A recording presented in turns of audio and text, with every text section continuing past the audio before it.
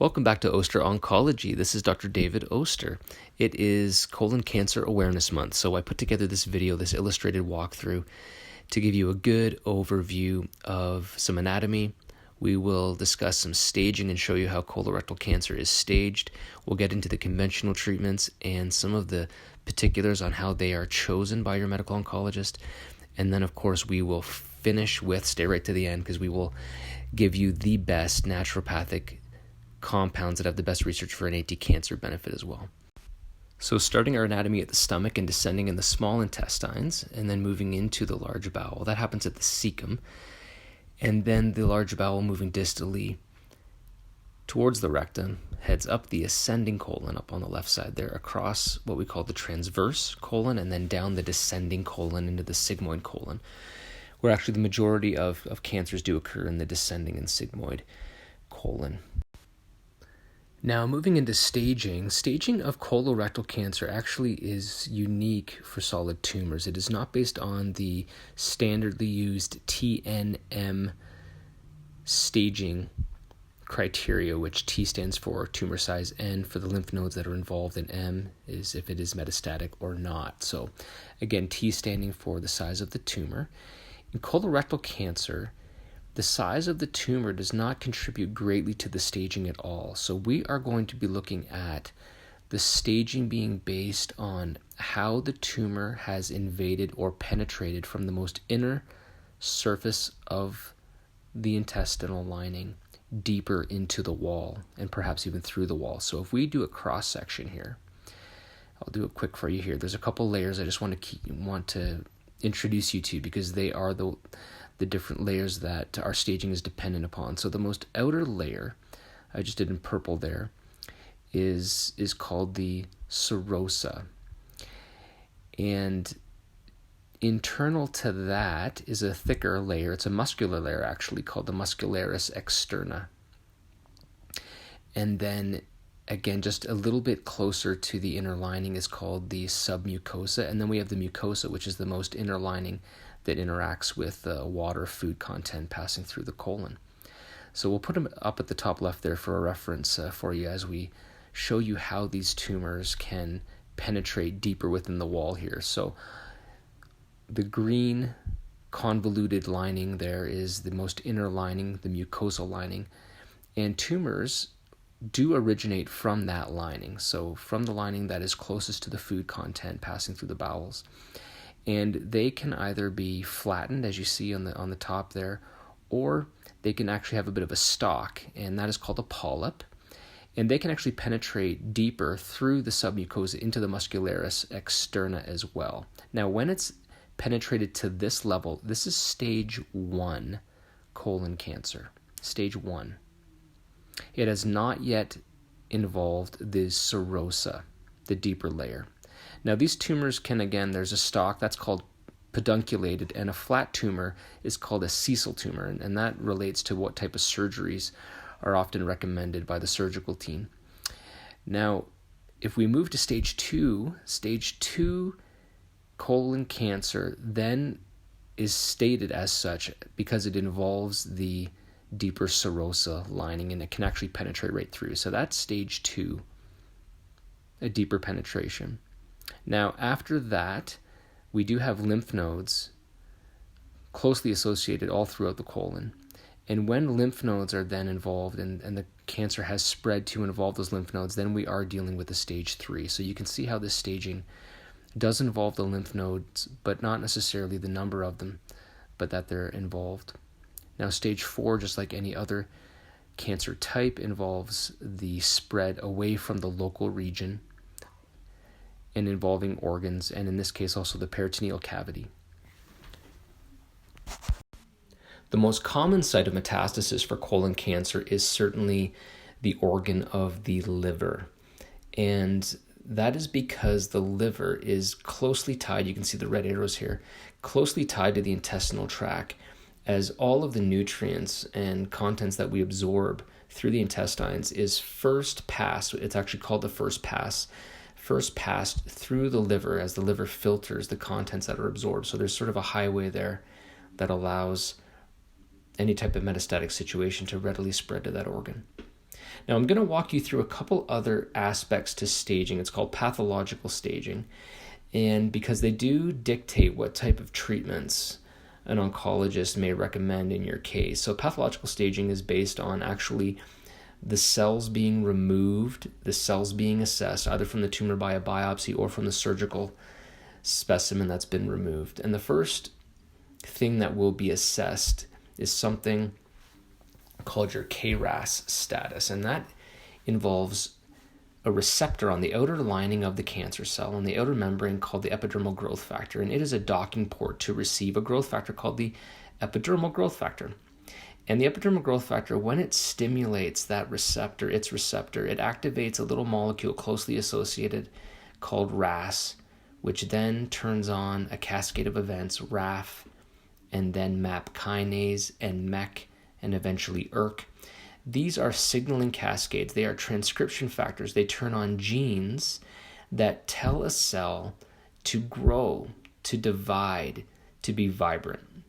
So colon cancer greatly relies on epidermal growth factor and the receptor that's on the outer surface of the cancer cell. So the KRAS status is assessed to see, has the gene for RAS. RAS is the most closely associated protein you see there, just associated to the receptor. And if it's mutated, RAS no longer needs epidermal growth factor from the outside to bind that receptor to turn it on.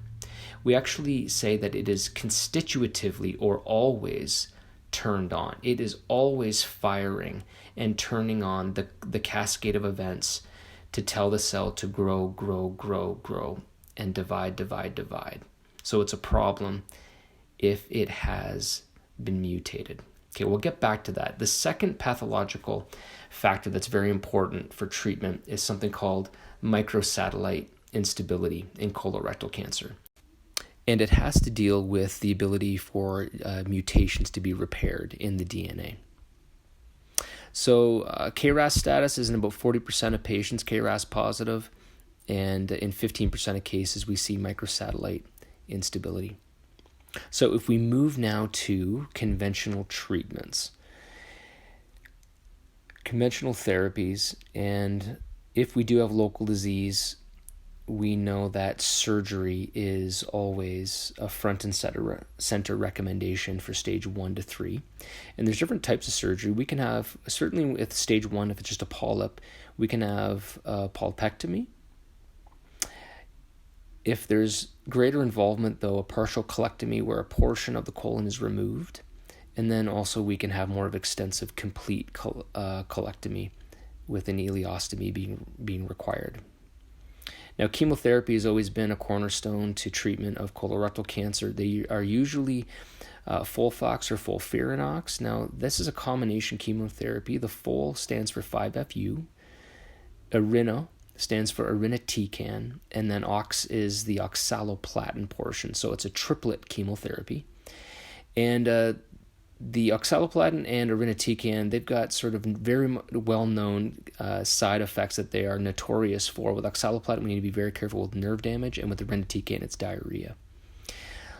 All of them, though, also make it difficult for patients to get through with blood counts dropping, white blood cells, red blood cells, and platelets, and then digestive issues like mouth sores, nausea, and vomiting. And this is where integrative medicine, naturopathic medicine, can greatly help patients tolerate and not struggle with those. Okay. Immunotherapy is a big recent treatment. Pembrolizumab, nivolumab, ipilimumab. These are all immunotherapies. And again, we'll get back to microsatellite instability here. If we do have a positive case, again, 15% of cases are, but what it indicates is that typically the tumor is poorly responding. It will poorly respond to the 5-FU chemotherapies. However, it has an increased effectiveness seen with the immunotherapy. So it can sway, when we see microsatellite instability, it can sway your medical oncologist to consider really implementing the immunotherapies in your case and not so much relying on the chemotherapies.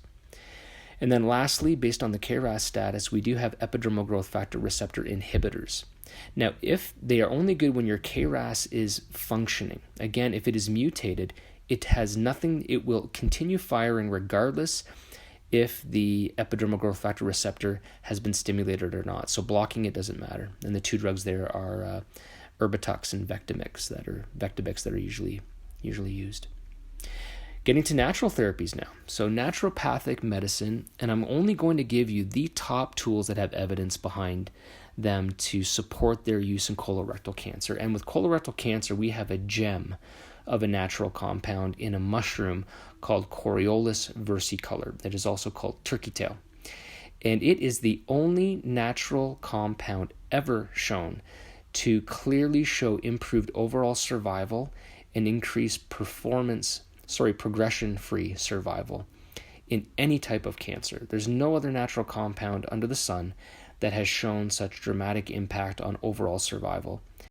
And of course, this is in patients, so it's just fantastic and should be on the top of the list in colorectal cancer cases. Number 2 would be curcumin. So turmeric, the extract from turmeric is curcumin, and curcumin again has evidence in patients with colorectal cancer to have an impact on the activity and vitality of the tumors, robbing them of their ability to advance and grow. So this is in patients, in tumors itself, and one of the main things that it was shown to do in tumors that were in patients was increase something called P53.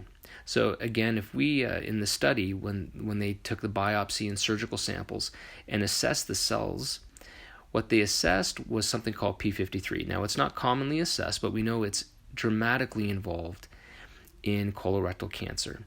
So in colorectal cancer, P53 is commonly mutated and therefore dysfunctional.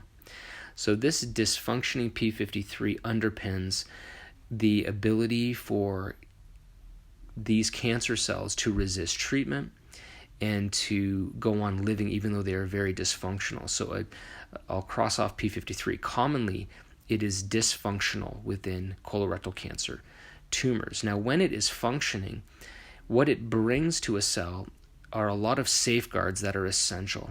So P53, its functions, when it is functioning well and when it is strong within the cell, we know that it decreases the cell's ability to grow uninhibited.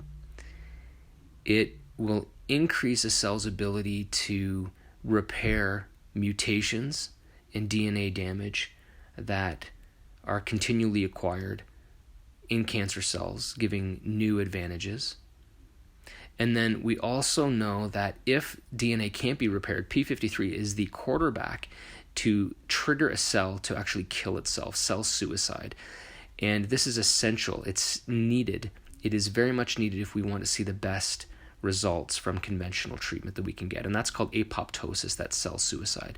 So in these studies with patients, it was seen that only the patients that were receiving the curcumin, we saw an increase in P53 in the tumors, which translated within these tumors a greater rate of apoptosis, so the cells were dying. And this was actually validated by a couple little molecules that you don't really need to know, but I'll put them in here for you anyways. There was an increase in a molecule called Bax, which is, again, very much associated with apoptosis and cell death. It increased that, and a decrease in its counterpart called BCL2, which actually maintains a cell's vitality and growth and ability to stay strong. So this, again, was in tumors in patients with colorectal cancer. And there's no other supplements, IV, oral, under the sun that has shown these two types of benefits like Coriolus and curcumin. There's some other natural compounds that could be considered as second tier on the list. Certainly vitamin D has been correlated with incidence of colorectal cancer, so your vitamin D should be strong. We know it does have some anti-cancer properties. Green tea extract, which is called EGCG, and melatonin could be on this list as well, and strong sleep quality, but also supplementation. And there are others as well. Just as a side note, again, I mentioned IV therapies. You may find IV vitamin C being recommended to you in cases. It has been trialed multiple times in patients with gastrointestinal cancers, and it came up bankrupt in all cases, so never showing impact on tumors. And so if you are being strongly recommended something like IV vitamin C or mistletoe, at best they have mixed results. They are not the best tools, even though it sounds like we're getting aggressive with injections and intravenous therapies. But just to clarify, they are not on the top of the list, and often not absolutely necessary in your case. Okay, I'm going to catch up to these risk factors here. In the brackets there on the right, 54%, over 50% of colorectal cancers are known to be attributed to modifiable factors, so preventable things. So first off, diet is the main one. Low plant intake, low fiber intake, a lot of processed foods are clearly correlated. Smoking is as well. You'll see vitamin D, already mentioned above. Low vitamin D linked to increased incidence. We know it has anti-cancer properties in colorectal cancer. Alcohol intake is also correlated with incidence of colorectal cancer. Low physical activity, a lot of sedentary lifestyle and prolonged sitting. Obesity, for many different reasons, is clearly linked, and then inflammatory bowel diseases like Crohn's and ulcerative colitis as well. Genetics I didn't put in here. Of course, there's Lynch syndrome and some other familial cases, but it's a smaller percentage of why we see colorectal cancer. Most of it is attributed to avoidable things. So if we can get on top of things like diet, get the vitamin D checked annually, and then avoid smoking and some other things, physical activity, and getting to an ideal body weight, we can do so much to decrease colorectal cancer incidence.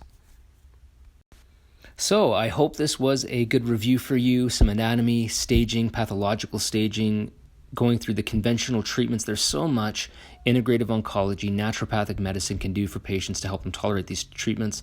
And then the top tier Cadillac natural supplements for an anti-cancer benefit to help you fight stronger and fight smarter.